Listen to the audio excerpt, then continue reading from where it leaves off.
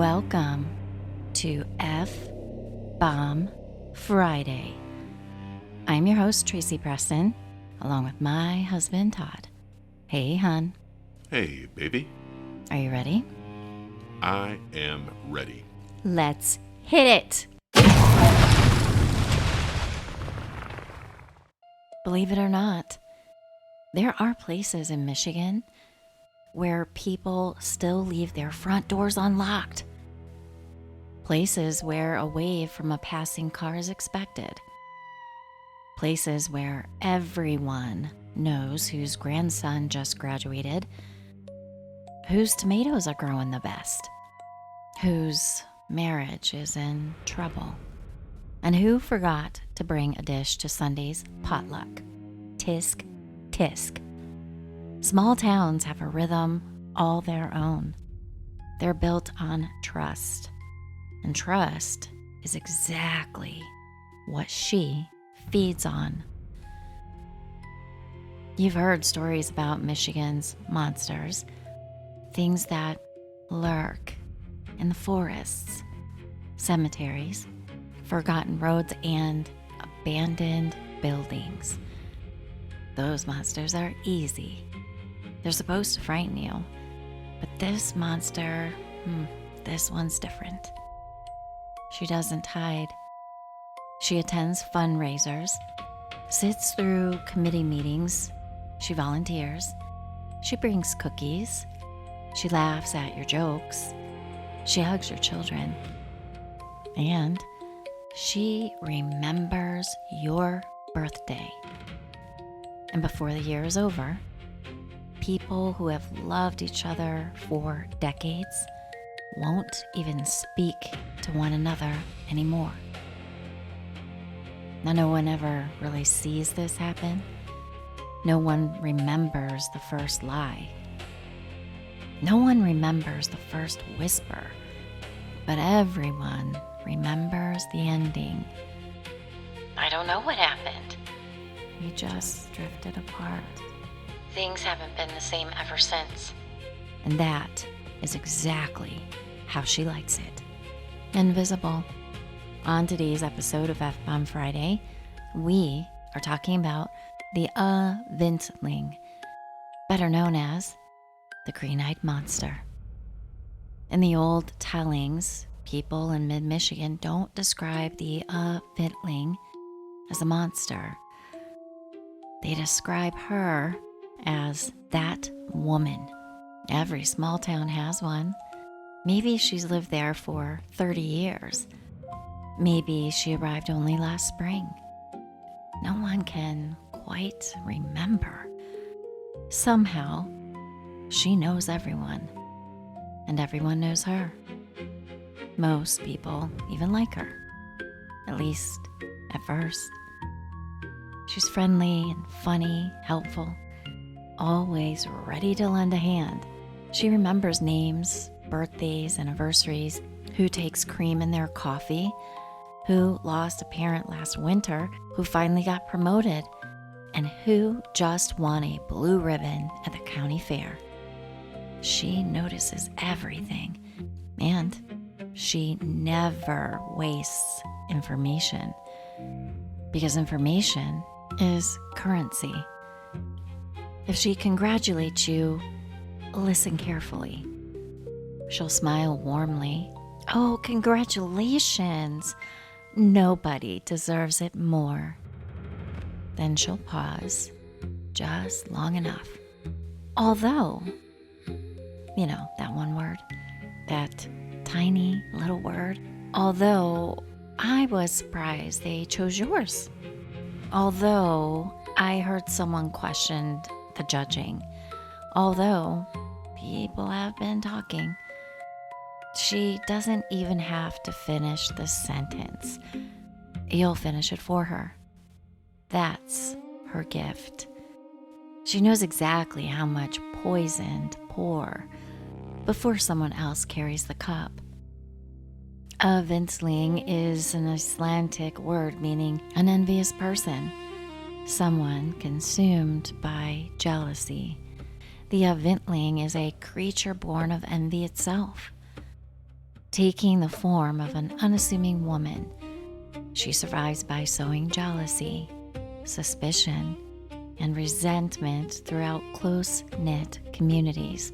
Unable to experience happiness of her own, she destroys the reputations, relationships, and successes of others, feeding on the distrust and division left in her wake. Where the UH-vintling lingers, friendships fracture, families turn against one another, and before long, no one knows whom to trust. She doesn't spread jealousy simply because she is cruel. She spreads jealousy because she is jealousy. She cannot create. She cannot love. She cannot celebrate another person's success. Every smile she witnesses reminds her that she has none of her own. Every achievement, every friendship, every happy family feels like an insult to her existence. So she does the only thing she knows how to do. She tears people down. She whispers into ears already burdened by insecurity. She convinces good people that their neighbors have more than they do, that their friends are talking behind their backs, that their spouses are hiding something, that their co-workers are receiving the recognition they deserve. She doesn't need to tell an outright lie. She simply places one poisonous thought inside someone's mind and lets human nature do the rest. If destroying someone's reputation makes the UH-vintling appear more trustworthy, more sympathetic, or more admired, she will not hesitate. She will sacrifice anyone's good name for even a fleeting moment of attention or praise. That is the cruel irony of the creature. She desperately wants what others have, yet destroys every chance she has of ever finding it for herself. The UH-vintling is trapped in an endless cycle of envy, feeding on the resentment she creates and growing stronger each time a community turns against itself. By the time people realize they have become suspicious of everyone around them, the UH-vintling has already won. The strange thing is, she doesn't always lie. Sometimes she tells the truth. Sometimes she exaggerates, and sometimes she invents everything. To the UH-vintling, truth is simply another tool. She has no loyalty to facts, only results. If the truth will divide two friends, she will use the truth. If a lie will work better, well then, she will lie without blinking. And somehow people believe her. Not because she's magical, because she is believable. She never tells a lie so outrageous that it cannot be accepted. She tells only the lies people were already prepared to believe. She doesn't create jealousy. She finds it. A tiny crack, barely visible. Maybe someone quietly wonders why another person always seems luckier. Maybe someone secretly feels overlooked. Maybe someone smiles while wishing that just once they could be the one everyone applauded. That is all she needs. She slips a whisper into the crack, and before long, the crack becomes a canyon. People will often ask what she looks like. Now that answer depends on who is looking. Most people never see her true face. To them, she appears ordinary, almost forgettable. The kind of woman you may have passed 100 times. Middle-aged, practical clothing, hair pulled back, comfortable shoes, nothing remarkable, nothing memorable. Which is exactly how she wants it. Because ordinary people blend in, but every now and then, someone catches a flicker. Usually it is a child, sometimes an elderly person. Occasionally it is someone who has simply learned to look beyond appearances. For the briefest instant, the disguise slips. Dull, green-gray skin, heavy shoulders, scraggly black hair, green eyes that seem just a little too bright, a mouth just a little too wide, small horns disappearing into tangled hair, a dress that might once have been beautiful, now hanging from her body in muddy tatters, and then it's gone. The ordinary woman is back, smiling, as though nothing happened. If you ever see that flicker, never let her know, because the moment you recognize her, well, she recognizes you. And the UH-vintling never, ever forgets a face. Every legend has an origin, or at least that is what we like to believe. Michigan cryptids have their beginnings, their first sightings. Even ghost stories usually begin with one terrible night, one tragic accident, one restless soul. The UH-vintling gives us no such certainty. Ask 10 people where she came from, and you may hear 10 different stories. One telling places her sometime after the Civil War. Another claims she was already ancient when Michigan was still wilderness. In some versions, a lumberjack once described a woman who left every camp colder than she found it. But no version tells the whole story. There are only pieces, fragments, a sentence passed down through a family, a warning scribbled into the margin of an old book, a story remembered differently each time it is told. It is almost as though the UH-vintling prefers her history broken into little tiny pieces, because broken things are harder to question. One story says she was not born at all. She was made, not by witches, not by curses, by people. Every bitter word left unspoken, every compliment that was never given, every friendship quietly poisoned by jealousy, every moment when someone could not bear to see another person succeed. Those feelings had to go somewhere. Most disappeared, some lingered, a few became heavy enough to settle into the land itself.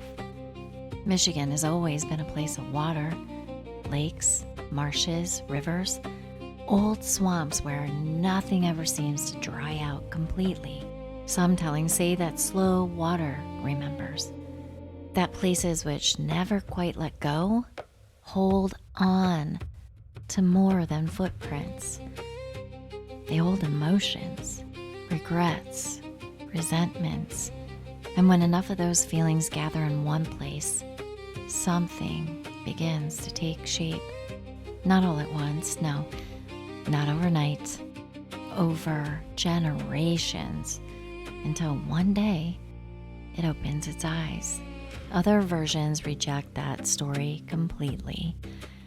They insist the UH-vintling has always existed, long before roads, before fences, before county lines.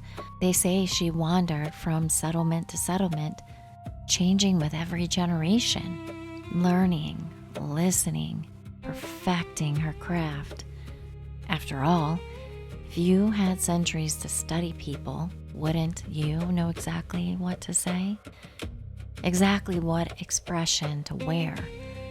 Exactly when to smile and exactly when to cry? Imagine holding a beautiful painting. Now imagine covering 90% of it with a blanket. The small portion still visible is completely real. It simply tells the wrong story. That is how she speaks. Half-truths, missing pieces, convenient timing, the truth but edited. The The legend offers a simple warning. Be careful who tells you the story, because the UH-vintling enjoys telling stories about herself. She simply changes a few details each time. Sometimes she's the victim. Sometimes she's the hero. Sometimes she is misunderstood. And sometimes she was only trying to help. The details may change. The results, well, that never does. She walks away looking innocent, and if she finds herself caught, like really caught, watch carefully. This is one thing every version of the legend agrees upon.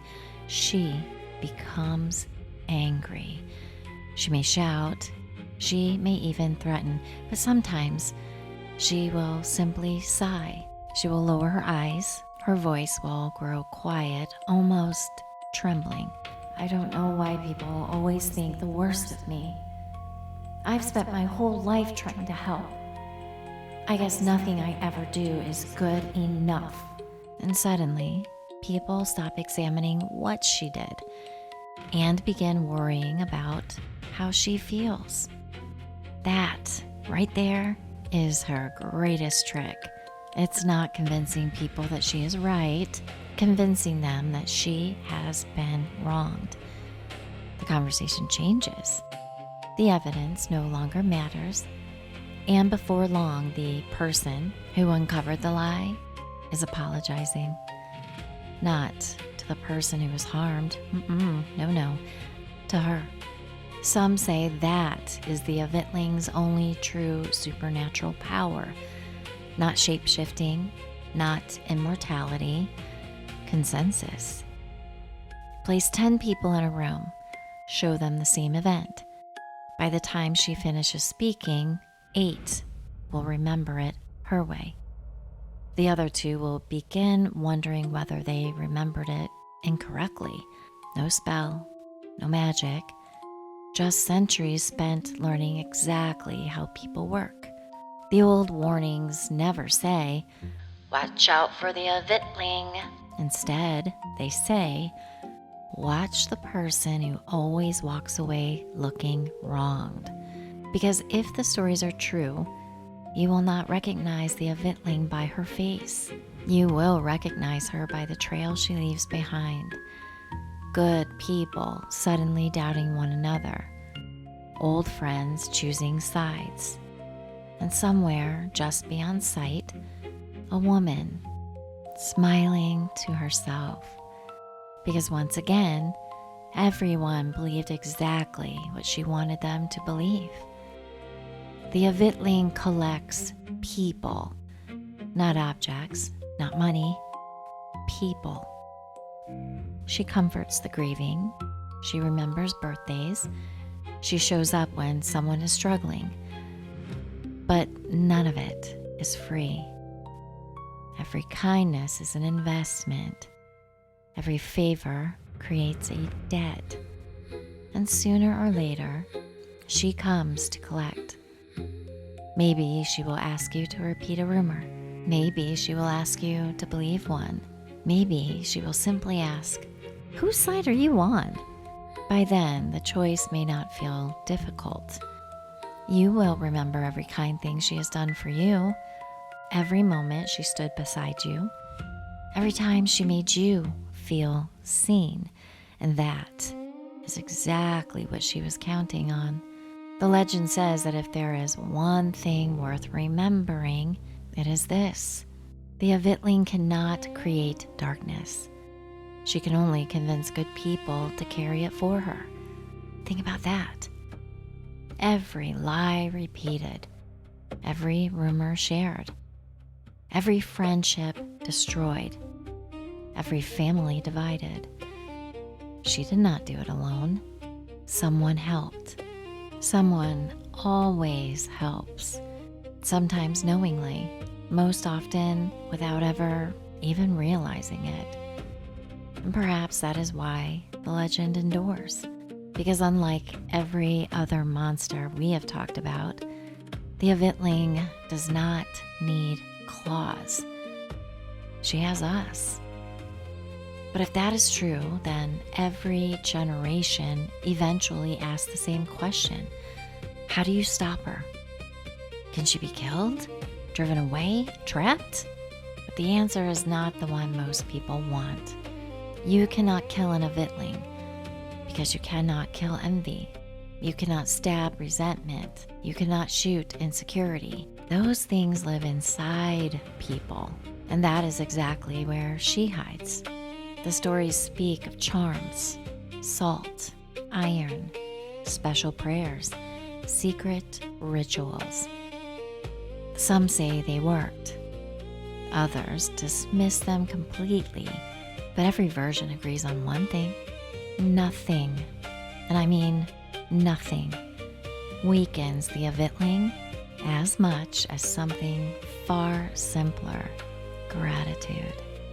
Real gratitude, public gratitude, unselfish gratitude. The legend says a community should make a habit of recognizing the work no one notices. The person who quietly cleans up after everyone else. The volunteer who stays late. The neighbor who shovels someone else's driveway. The widow who has baked pies for every fundraiser for 40 years and never once asked for recognition. The man who fixes things simply because they need fixing, not because anyone is watching.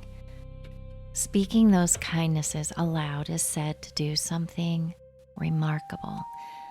It starves the Ofundling, because for all her power, there's one thing she can never understand.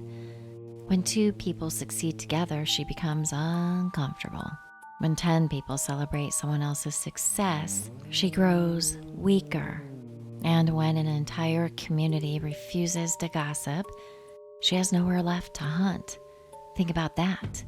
A creature that can survive for centuries can be defeated by something remarkably simple: refusing to become what she wants you to become. The legend is as old as community itself.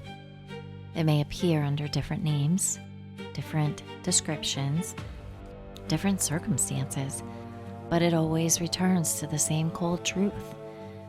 Envy and jealousy can take on a life of their own. Perhaps that is why the legend endures. Because unlike cryptids, ghosts, or haunted houses, the Ofundling does not ask you to believe in monsters. She asks you to believe in people. She understands pride, insecurity, loneliness. She knows that a rumor travels faster than an apology. That suspicion spreads more easily than trust. That one believable lie can outlive 100 honest explanations. Most of all, she understands something about human nature that we would rather not admit. Sometimes we enjoy hearing bad things about good people. Sometimes we repeat stories before we know whether they are true. Sometimes we choose the version that makes us feel better instead of the one that is right. That is where she lives. Not in the woods, not beneath an old bridge, not inside an abandoned building. She lives in the brief moment between hearing something and deciding whether to pass it along. Maybe she is only a story, cautionary tale meant to remind us that gossip can destroy a community faster than fire. Or maybe, every once in a while, someone really does wander into a mid-Michigan town. A woman with an easy smile, a sympathetic voice, an uncanny ability to make people believe her. Someone who leaves every disagreement appearing wronged, every rumor sounding like concern, and everyone involved convinced they are standing on the right side. If you ever meet someone like that, be polite, be kind, but be careful. Ask yourself one question. When the conversation is over, who benefits? If the answer is always her, then perhaps you have just met the Ofundling. And if that is the case, do not wait for the disguise to slip. Do not wait for the dull, warty skin. Do not wait for the horns. Do not wait for the green eyes, because by the time you see those, well, it's already too late. Because the oldest warning of all says, the most dangerous thing about the UH-vintling is this. She almost always leaves with more friends than she arrived with. And somewhere, just beyond the edge of town, she will smile to herself, already deciding who to turn against next. Be gracious, build one another up, and whatever you do, be careful which whispers you choose to believe. Melhan, I've never heard of this before. Well, you've probably heard of the green-eyed monster before, right? I think so. Yeah, most everybody has, that jealous monster that creeps up in people. That's basically the manifestation of this creature right here. We know in a world today that we live in is so full of green-eyed monsters. Oh, certainly. One lesson out of this for certain should help many people see the good, be the good. Right. Lift one another up. Yes, and be extremely careful on those whispers, those rumors, the gossip, and what you choose to believe. Do you want to take part of this? Do you want to be the tool for this monster? No, it's a good lesson to rise above. Yes, this is definitely a cautionary tale. Warning, warning, warning. Be kind. Be kind. Be good to one another. Help lift each other up. That's what the game's about. That's right. Well, great story, hun. Thank you. You want to sign us out? I sure do. You better lock your doors. You better lock your windows. And you might want to check under your bed. So thank you, everyone. Thanks, everybody. And we will see you again on Malice Monday. We will see you on Monday. Oh, We should probably say something. we should say something. That something is this. Capital City Paracon. Coming up on Saturday. And Friday, we have the kickoff show. That's right. Yeah, it's going to be fun. Now, the kickoff show is a free event, and it's hosted at Tony M's. Is it for anybody, or is Anybody. it just for all Yep. the vendors? Yeah, anybody can come in, buy food, and have drinks. And Well, there's something special going on. wow, there's something special going on. What is it? Well, they're going to do a talk show, a paranormal talk show. And yours truly, myself, is going to be one of the guests on the show. So It's gonna be a good time. it's going to be a good time. And then we have Saturday. There's a lot of vendors. A lot of vendors, lots of paranormal groups, investigative groups, lots of cool, creepy stuff. We've got cryptid investigators. It's going to be a good time. Our friend Rick Wade will be there. Yep, our friend Rick Wade's going to be there. Our friend Formaldehyde's going to be there. She better have extra man in the study candles. That's all I gotta say. Yes. Yeah, and I think I want a car freshie too, of that scent as well, which I saw that she just advertised that she has some of those. And she called us out, by the way. She did call us out. Atta girl. Thanks. Thanks, formaldehyde. So anyway, if you guys are looking for a fun experience this weekend, you need to come out to Capital City Paracon. Yeah, and make sure you stop by and say hi, and we'll have a little chitty chat. Where can people find the information? It's on Facebook. All the information's on Facebook. If you would go to, if you look up Capital City Paracon, you go right to their site, and all the information's right there. It's $20 a ticket. $20 a ticket, but that gets you an all-day pass. You get to meet lots of cool people. There's cool stuff to buy. Well, let me tell you something else that $20 is going to get you. There's a whole lineup of people speaking. That's right. And you are one of them. I am one of them. I have a fantastic 30 minutes Yeah, to spend with everybody. it's going to be fun. Teach them a thing or two about a thing or two. That's right. Who am I? You guys will find out. That's right. We hope to see you there.